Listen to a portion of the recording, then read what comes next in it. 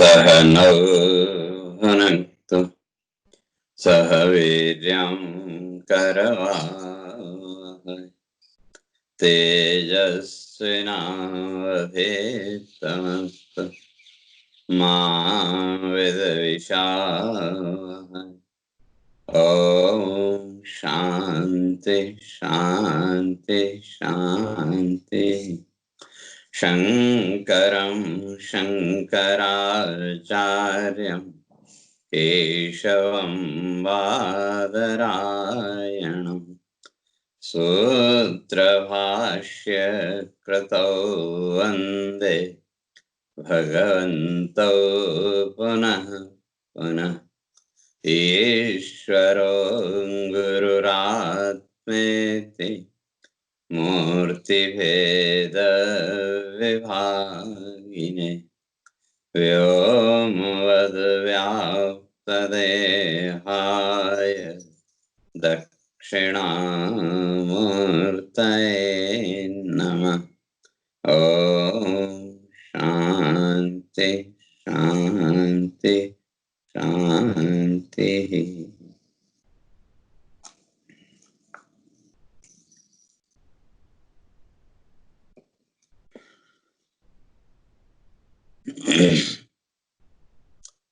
तो भगवान अर्जुन को समझाते हुए इस बात को स्पष्ट करके आए थे कि बहुमतो भूत्वा यास्यसि लाघवम्। अगर तुम ये युद्ध नहीं करते हो तो उसका जो फल है वो क्या होगा? बहुमतो भूत्वा। परमात्मा की दया से, भगवान की कृपा से कहें, मनुष्य जीवन की प्राप्ति हुई और इस मनुष्य जीवन को हमने संसार में सबसे श्रेष्ठ माना। और वो जो श्रेष्ठता है केवल जीवन के भोग के जो साधन हैं उन साधनों को हमने इकट्ठा कर लिया, इसलिए मनुष्य श्रेष्ठ नहीं, बल्कि जो आत्मचिंतन का रास्ता है, जीवन की जो वास्तविकता है, उस वास्तविकता को समझने के लिए, उस वास्तविकता को जानने के लिए ही मनुष्य जीवन का महत्व। तो भगवान यहाँ वही कह रहे हैं कि भाई मनुष्य जीवन मिला और इस मनुष्य जीवन में भी अगर राजसी और तामसी वृत्तियों के साथ संघर्ष नहीं किया, या सीधे सीधे अगर कहें दैवी वृत्तियों को जीवन में हमने बढ़ाया नहीं, तो फिर आसुरी वृत्तियां बढ़ेंगी। और वो जो आसुरी वृत्तियां हैं, आसुरी वृत्तियों में तो हिंसा आदि के भाव और स्थायी भाव, और वो आसुरी वृत्तियां तो जो पशु पक्षी हैं उनमें सब में देखने को मिलती हैं। तो भगवान ये कहते हैं कि भाई मनुष्य होते हुए भी अगर हमारा जीवन वो पशुओं की तरह ही रहा, उस भौतिक जीवन या इस संसार की भोग वृत्तियों से हम अपने को ऊपर नहीं उठा पाए, तो मनुष्य होने पर भी क्या हुआ? यास्यसि लाघवम्, फिर हम वहीं रहे, जीवन का स्तर हमारा उठा नहीं। और समस्या वही है जो यहाँ भगवान अर्जुन को कह रहे हैं कि भयाद रणादुपरतम मत्स्यन्ते ताम महारथा। ये सामने जो महारथी जो युद्ध के लिए सज्ज हैं, लड़ने के लिए तैयार हैं, ये युद्ध से पीछे हटने वाले नहीं। और अगर तुम इस युद्ध से पीछे हट गए तो फिर तुमको क्या मानेंगे? भयाद रणादुपरतम, डर के मारे। और जीवन में होता है,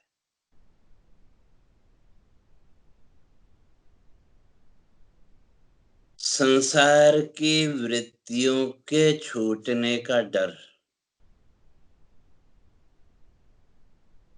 और ये जो संसार वृत्तियों के छूटने का डर है, हमको दैवी वृत्तियों से दूर ले जाता है। जैसे कई बार होता है, कोई संसार का भाव, कोई संसार की वृत्ति कभी कभी प्रबल हो गई, दृढ़ हो गई, और जब वो संसार भाव ज्यादा दृढ़ हो जाता है, उस दिन हमारा जो दैनिक कार्यक्रम, जो भी सुबह उठ के आप भगवान की पूजा अर्चना जो कुछ भी आप करते हैं, वो भी छूट जाता है कि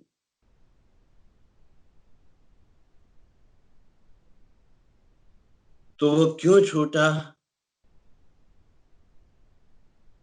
उसके पीछे कहीं न कहीं हम अपने आप को अगर टटोल के देखें, अपने आप को अगर देखें, तो ये संसार भाव के छूट जाने का डर, संसार की वृत्तियों के छूट जाने का डर, और यही डर अर्जुन के अंदर भी है। पहले जो अर्जुन कह के आया, यदि वा जयेम यदि वा नो जयेम, हम जीतेंगे कि नहीं जीतेंगे अभी तो ये भी निश्चित नहीं है। और यानेव हत्वा न जिजीविषाम, जिन संसार की वृत्तियों को समाप्त करके हमने जीवन जीने की कल्पना ही नहीं की। अगर पूरे जीवन का हम विश्लेषण करके देखें, पूरे जीवन का हम विचार करके देखें, इस संसार भाव के अतिरिक्त हमारे पास जीवन की और कल्पना क्या है? और वो संसार भाव जैसा भी है, घर परिवार आदि को लेकर के, तो पूरे जीवन का अगर हम विश्लेषण करके देखें, तो हम अपनी मनोवृत्ति को, हम अपने चिंतन को इस संसार भाव से ऊपर उठा ही नहीं पाए।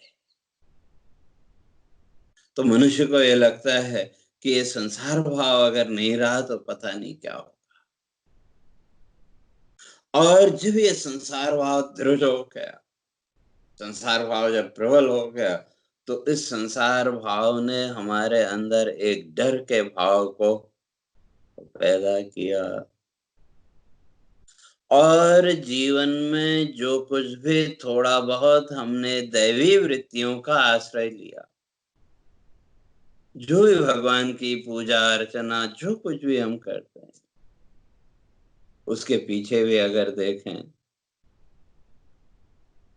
इस संसार का भय ही कहीं न कहीं बैठा है कि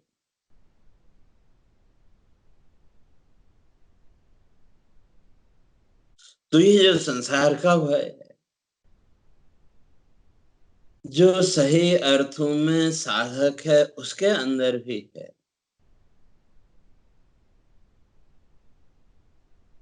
और जो सामान्य व्यक्ति है उसके अंदर भी है।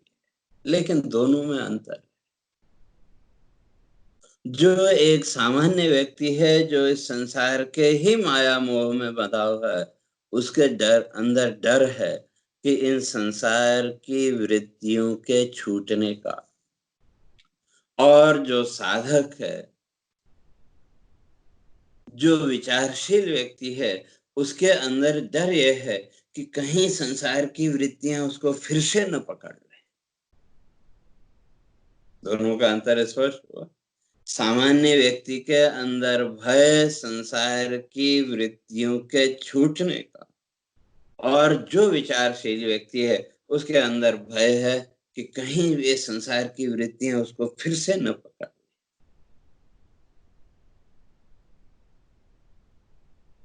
तो जिसके अंदर इन संसार की वृत्तियों के बंधन में फिर से बंधने का भय है, उसके जीवन में संघर्ष शुरू हो जाएगा। वो इन संसार की वृत्तियों को दूर करने का संघर्ष, और अपने जीवन में दैवी वृत्तियों को दृढ़ करने का संघर्ष। और जो सामान्य व्यक्ति है उसके जीवन में ये कोई संघर्ष नहीं है। वहाँ जो थोड़ा बहुत संघर्ष भी है, तो उसे संसार की वृत्तियों को करने के और अक्सर संसार की वृत्तियां तो छूटने वाली नहीं है, ये तो लड़ना छोड़ेंगी नहीं, लेकिन हम इन संसार की वृत्तियों के छूट जाने के भय से दैवी वृत्तियों का भी त्याग कर देते हैं। भगवान वही यहाँ कह रहे हैं कि तुमने अगर युद्ध नहीं किया, और जो तुम ये सोच रहे हो कि भाई युद्ध होगा, सब मारे जाएंगे, पाप होगा, ये तरह तरह के विचार, कहते हैं ये कोई नहीं सोचेगा। सब क्या मानेंगे? भयाद रणाद प्रथम। तुम तो सामर्थ्य होते हुए भी भयाद रणाद व्रतम, डर के कारण तुम इस युद्ध से भाग गए। और जब ये संसार भाव का डर, ये संसार की वृत्तियों के छूटने का डर, ये जब डर हावी हुआ, प्रबल हुआ, तो सामान्य जीवन में भी व्यक्ति क्या करता है? दैवी वृत्तियों का या जो ईश्वर आदि का चिंतन, थोड़ा बहुत जो कुछ भी हम करते हैं, वो भी हमारा पीछे छूट जाता है। चलो आज नहीं कल देखेंगे। और उसका परिणाम, येषां च तं बहुमतो भूत्वा यास्यसि लाघवम्। जीवन की महानता को जब जाना ही नहीं, तो महान होते हुए भी इन संसार की वृत्तियों से संघर्ष की सामर्थ्य होते हुए भी यास्यसि लाघवम्, फिर इसी संसार भाव में, फिर इसी संसार के जन्म मृत्यु के बंधन में बंध जाओगे। तो कहने का तात्पर्य यहाँ ये कि भगवान कहते हैं कि अब पीछे हटने का समय नहीं है। मनुष्य जीवन मिला, तो ये मनुष्य जीवन तो इसी संघर्ष के लिए है। जहां तक जीवन के सुख दुख भोग की बात है, तो मैं पहले भी कह के आया, वो तो हमारे प्रारब्ध के अनुसार जो हमारे जीवन का सुख दुख भोग है, वो तो हमको भोगना ही पड़ेगा, वो तो हमारे सामने आएगा ही, चाहें या न चाहें। तो इसलिए मनुष्य जीवन की प्राप्ति हुई, तो इस मनुष्य जीवन की प्राप्ति होने पर भी आपको नीचे मत जाने दो। चाहे वो हमारा पुण्य कहें, हमारा अंतिम संकल्प कहें, जो कुछ भी है, वो उसके द्वारा हमको जो मनुष्य जीवन मिला, परमात्मा की दया मान लो, जो भी मान लो, तो अब इस मनुष्य जीवन से अगर नीचे गए, तो वो तो फिर पता नहीं है। तो इसलिए भगवान कहते हैं कि भाई बहुमतो भूत्वा यस्यसि लाघवम्, अगर इस संसार भाव में ही हमने अपने आप को बांध के रखा, इस संसार भाव से ऊपर उठाने के लिए अगर हमने प्रयत्न नहीं किया, कोशिश नहीं की, तो फिर यही संसार का 84 लाख का चक्र ये फिर चल पड़ेगा। तो मनुष्य जीवन जो परमात्मा की कृपा से मिला, तो ये मनुष्य जीवन भी क्या हो गया? व्यर्थ हो गया। तो अगर वही भोग वृत्ति रही कि जो भोग वृत्ति पशु पक्षी आदि में, तो वही दृष्टि अगर हमारी रही, तो उसके साथ साथ हमारे जीवन में हिंसा का भाव भी आएगा। फिर तो वही भोग वृत्ति, उसके लिए वो हिंसा की वृत्ति, और सारा चिंतन फिर इसी भौतिकवाद तक हमारा सीमित हो जाएगा। क्षणिक जो संसार का सुख दुख है, हमारी दृष्टि वहीं सीमित हो जाएगी, और उसका परिणाम फिर उन्हीं आकांक्षाओं, उन्हीं इच्छाओं के अनुसार संकल्प होगा, उस संकल्प के अनुसार फिर नया जन्म। इसलिए भगवान कहते हैं यास्यसि लाघवम्, तो फिर वो एक न्यूनता, वही क्षुद्रता वो प्राप्त होती। अर्थात अगर उस न्यूनता, बार बार इस जन्म मृत्यु के चक्र से अगर बचना है, तो उसके लिए तो हमें ये युद्ध करना पड़ेगा, ये संघर्ष तो हमको करना पड़ेगा कि जीवन में दैवी वृत्तियों को बढ़ाना, और जो आसुरी वृत्तियां हैं, जो संसार की वृत्तियां, उनको धीरे धीरे पीछे हटाना। और इससे यश भी नहीं मिलेगा, तो आगे भगवान उसी बात को कहते हैं, अवाच्य वादांश्च बहून् वदिष्यन्ति तवाहिता निन्दन्तस्तव सामर्थ्यं ततो दुःखतरं नु किम्।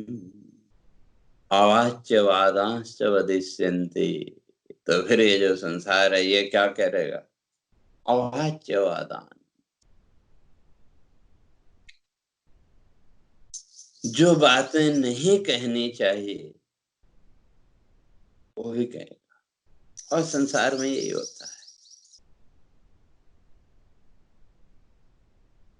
इस भौतिक जगत में संसार की स्थिति वही है। जब तक आपका शरीर समर्थ है तो तब तक तो कोई नहीं, लेकिन जैसे जैसे शरीर असमर्थ होने लगा और इस संसार की वृत्तियों में ही जिसका मन आ सकता है, तो उसको फिर घर में भी वही कड़वे वचन सुनने को मिलते हैं कि। इसलिए पीछे इस बात की चर्चा करके आए थे।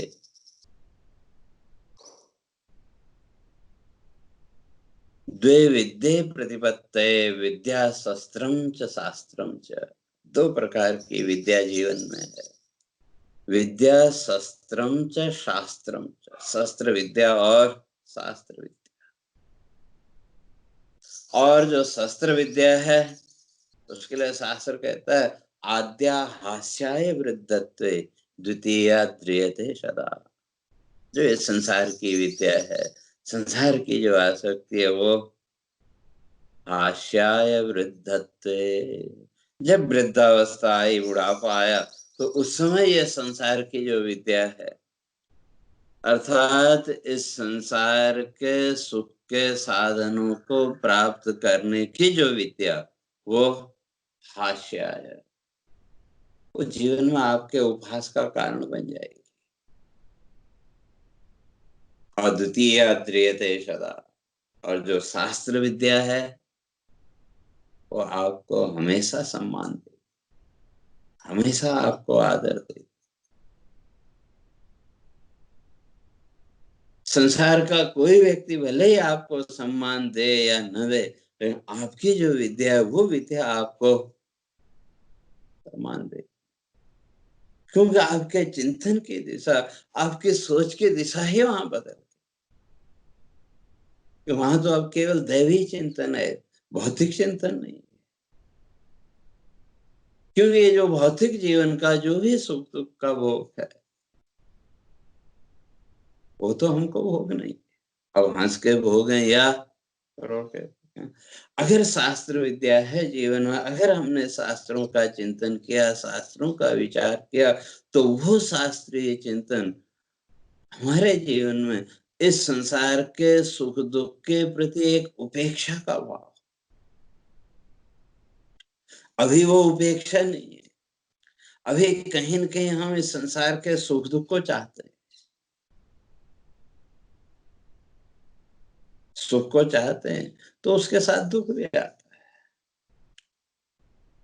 कहीं न कहीं अभी संसार भाव हमारा प्रबल है, और ये संसार भाव हमको क्या देगा? अवाच्यवादान। जो बातें हम सुनना नहीं चाहते, वो भी बातें हमको सुननी पड़ती।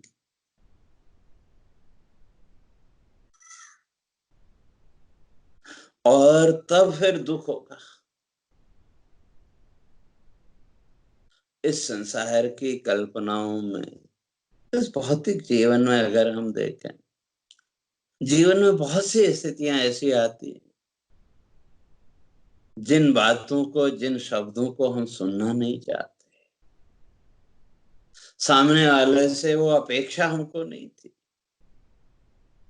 या यूं कहें कि जिसको हमने अपना माना या जो भी है।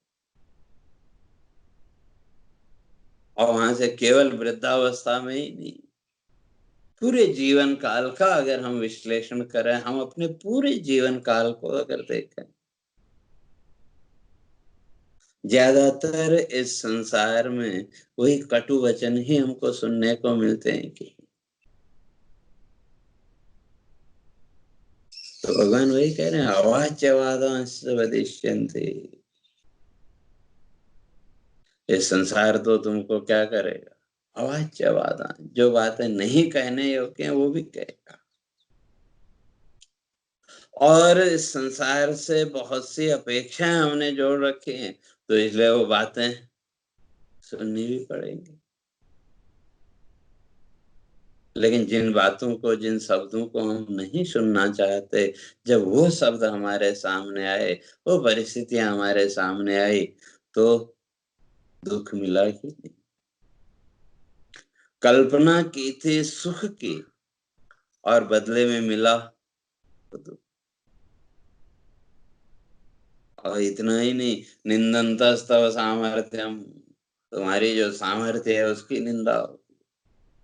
इसलिए महर्षि कहते हैं, आद्या हास्याय वृद्धत्व। वृद्धावस्था में वो जो शस्त्र विद्या है, वो जो इस संसार की विद्या है, और इस संसार की जितनी भी विद्याएं हैं, वो अंत में दुख ही देने वाली। लेकिन मनुष्य ने कहीं न कहीं उसी को अपना उपलब्धि मान ली। कोई व्यक्ति किसी क्षेत्र में, भौतिक क्षेत्र में उसका अच्छा जानकार, अच्छी उसके पास जानकारी है, तो अपने को बड़ा श्रेष्ठ मानने लगता है। लेकिन उस विद्या की श्रेष्ठता कब तक है? जब तक आपका शरीर स्वस्थ है, जब तक शरीर आपका साथ दे रहा है। और उसके बाद अपने वो विद्या, युवावस्था की बात है, आप जब बच्चों को सुनाएंगे तो वो उसका उपहास ही उड़ाएंगे।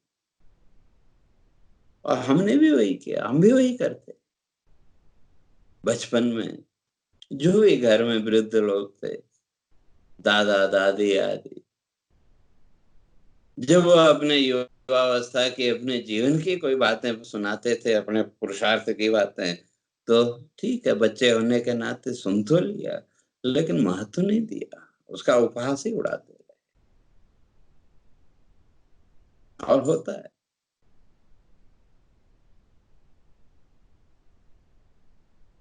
जैसे जैसे शरीर असक्त होने लगा, असमर्थ होने लगा, इस संसार आपका तिरस्कार करने लगता है कि इस संसार की नियति यही इसकी गति है,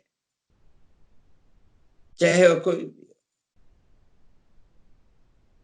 तो अब जिसकी मनोवृत्ति इस संसार भाव में ही बंधी हुई है, उसके लिए फिर वो दुख की स्थिति है कि नहीं। और फिर उस समय अगर कुछ कहो किसी को,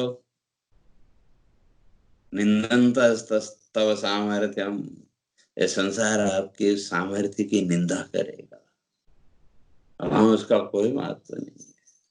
तो अगर जीवन में शास्त्र विद्या है, तो ये शास्त्र विद्या धीरे धीरे ही सही, जैसे जैसे इन शास्त्रों का हम चिंतन करेंगे, विचार करेंगे,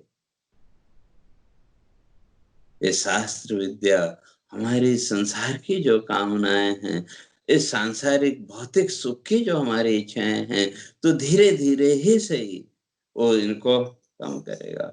अर्थात इस संसार के प्रति वैराग्य का भाव। और जब वो संसार के प्रति वैराग्य का भाव है और शास्त्र का चिंतन जीवन में है, तो वो जो शास्त्र का चिंतन, शास्त्र का विचार, तो वो आपको हमेशा सुखी रखेगा। जीवन की प्रतिकूल परिस्थितियों में भी आपको दृढ़ रहने की सामर्थ्य देगा। तो इसलिए भगवान कह रहे हैं कि अब तुम क्या करना चाहते हो, निर्णय तुमको करना है।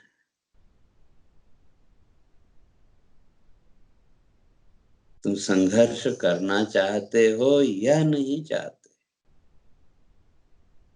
अगर संघर्ष के द्वारा अपने जीवन में अगर दैवी वृत्तियों को तुम बढ़ाते हो, तो वो दैवी वृत्तियां तुमको हमेशा सुख की ओर, सम्मान की ओर ले जाएंगी। और ये संसार की वृत्तियां निंदा अपमान के अतिरिक्त और कुछ नहीं देंगी। इसलिए निंदंत तव सामर्थ्यम। तो अब वृद्धावस्था में जब शरीर असमर्थ हो गया तो लोग तव सामर्थ्यम निंदन, तुम्हारी जो सामर्थ्य है उसकी निंदा करेंगे। और वही होता है, एक सामान्य व्यक्ति है, शरीर को तो एक न एक दिन छोड़ना है, तो उसकी मृत्यु हो गई तो हम उस मृत्यु को भी एक उपेक्षा के भाव से लेते हैं कि ठीक है, हमारे परिवार का सदस्य है, उसके साथ हमारा बहुत ज्यादा हमने अपेक्षाएं जोड़ रखी हैं, तो थोड़ा बहुत दुख आदि का भाव भी आएगा। लेकिन कोई पड़ोसी की मृत्यु हुई तो अपेक्षा, चलो मर गया अच्छा है।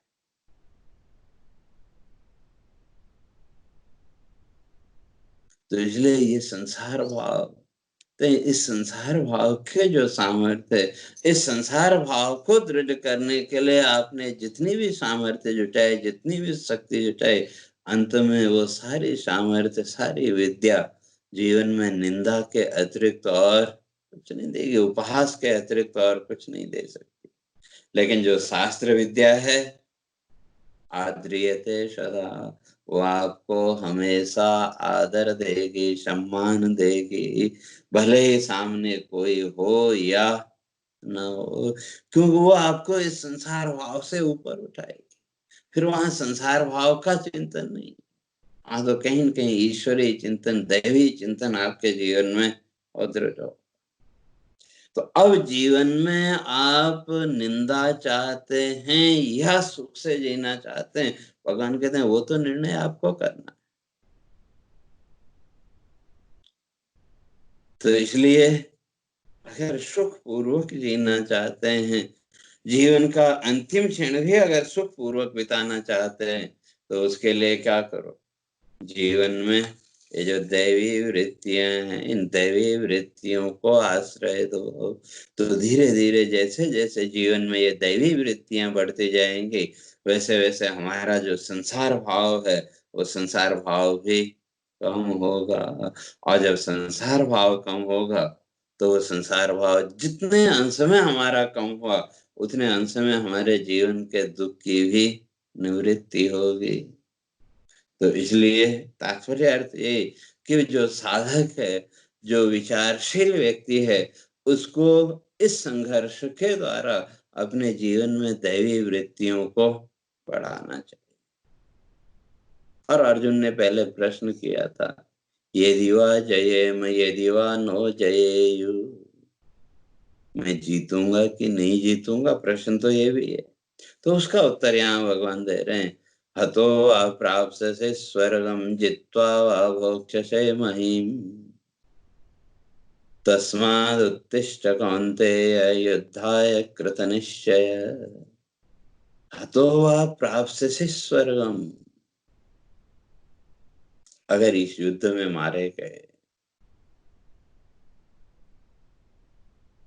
ये युद्ध करते करते, ये संघर्ष करते करते, इन दैवी वृत्तियों को जीवन में आश्रय देते देते अगर वो मृत्यु का क्षण निकट आ भी गया, भगवान कहते हैं प्राप्त से स्वर्गम, स्वर्ग को प्राप्त हो जाओ।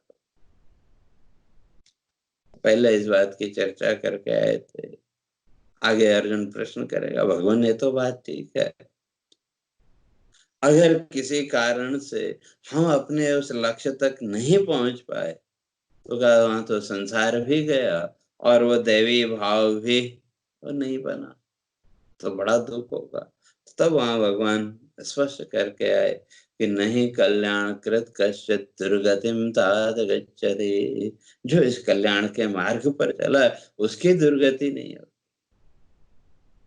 और फिर जो जन्म होगा दूसरा, शुचि नाम श्रीमताम गेहे, किसी न किसी पवित्र कुल में, जहां वो दैवी संस्कार फिर से हमको मिल सके, हमारी उस दैवी साधना को, हमारी साधना को आगे बढ़ाने का जहाँ साधन हमको मिले।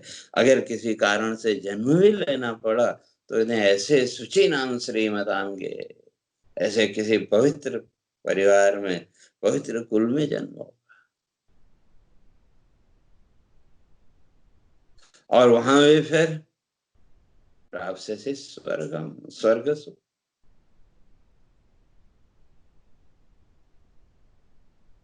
अर्थात इस संसार भाव से ऊपर उठने का मार्ग। और जहां तक सुख और दुख की अगर हम बात करें या स्वर्ग के सुख की भी बात करें, तो स्वर्ग में भी सुख कितना है? सुख नहीं है, वहां भी दुख ही है। तो इसलिए स्वर्ग का तात्पर्यार्थ दुख के भाव का कम होना। तो ये जो आपका संघर्ष है, दैवी और आसुरी वृत्तियों के बीच का संघर्ष, ये संघर्ष क्या करेगा? धीरे धीरे विचार पूर्वक व्यक्ति का जो संसार भाव है, इस संसार भाव को कम करे। और जैसे जैसे ये संसार भाव पीछे छूटता गया, वैसे वैसे जीवन में सुख की अनुभूति। और अगर इस जीवन में ही जित्वा मोक्ष से में जय हो गए, अगर जीवन रहते रहते इस संसार वृत्तियों से अपने को ऊपर उठाने में सफल हो गए और दैवी वृत्ति को अपने हृदय में स्थान देने में सफल हो गए, तो मोक्ष से मही सुख पूर्वक, आनंद पूर्वक इस संसार का भोग। और संसार का जो भी जीवन का भोग है, सुख दुख का भोग है, वो तो हमको भोग नहीं है। हम चाहे उसकी इच्छा करें या न करें, वो तो जो हमारा प्रारब्ध है, जैसा हमारा प्रारब्ध है, उस प्रारब्ध के अनुसार आएगा। इसलिए भगवान कहते हैं तस्माद उत्तिष्ठ कौन्तेय युद्धाय कृत निश्चय। तो इसलिए क्या करो? उत्तिष्ठ। इसलिए मंत्र भी इस बात को स्पष्ट करता है, उत्तिष्ठत जागृत प्राप्य वरान्य बोधत। उत्तिष्ठत, उठो। उठने का अर्थ पहले अपने मन में ये निश्चय तो करो, क्योंकि निश्चय तो करना पड़ेगा, क्यों बिना निश्चय के जीवन की गति आगे नहीं बढ़ सकती। अभी तक तो क्या है, हमने शास्त्रों से सुना, बातें अच्छी लगी, समझ में भी आई, लेकिन ये संसार भाव इतना प्रबल है, इतना दृढ़ है कि हम वो निश्चय की स्थिति तक अपने आप को नहीं ले जा पाते। एक न एक दुविधा कहीं न कहीं बनी रहती। और वो दुविधा वही जो अर्जुन ने पहले कहा था, ये दिवा जयेम ये दिवा नो जये। हम जीतेंगे कि नहीं जीतेंगे, ऐसा होगा कि नहीं होगा। क्योंकि अध्यात्म का जो पथ है वो एकदम नया है, हमारे मन के लिए एकदम नया है। और जो संसार का रास्ता है वो हमारे मन का देखा हुआ। इसलिए हमारे मन की वृत्ति, हमारी चित्त वृत्तियां इस संसार भाव के साथ सहज में जुड़ जाती, लेकिन वो ईश्वरीय भाव या दैवी भाव, उसके साथ मन जुड़ना नहीं चाहता, क्योंकि वो रास्ता उसके लिए एकदम नया है। इसलिए भगवान कहते हैं तस्माद उत्तिष्ठ, पहले अपने अंदर ये निश्चय करो कि इस संसार भाव में ही बंधे रहना चाहते हैं या इस संसार भाव से ऊपर उठना चाहते हैं। ये निश्चय पहले करना पड़ेगा, क्यों? इस निश्चय के बिना ये संघर्ष संभव नहीं है, ये युद्ध नहीं हो सकता। उसके लिए ये निश्चय तो हमको करना पड़ेगा। इसलिए तस्माद उत्तिष्ठ,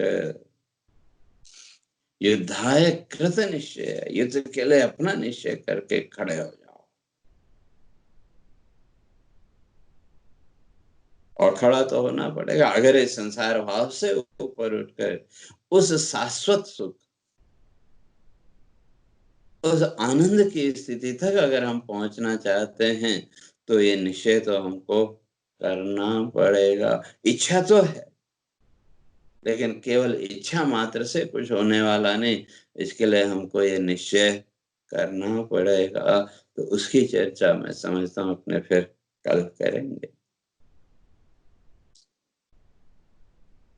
हरि ओम। पूर्णमदः पूर्णमिदं पूर्णात् पूर्णस्य पूर्णमादाय पूर्णमेवावशिष्यते। ॐ शान्ति शान्ति शान्तिः। शङ्करं शङ्कराचार्यं केशवं बादरायणं सूत्रभाष्य कृतौ वन्दे भगवन्तौ पुनः पुनः। ईश्वरो गुरुरात्मेति मूर्तिभेदविभागिने व्योमवद्व्याप्तदेहाय दक्षिणामूर्तये नमः। ॐ शान्ति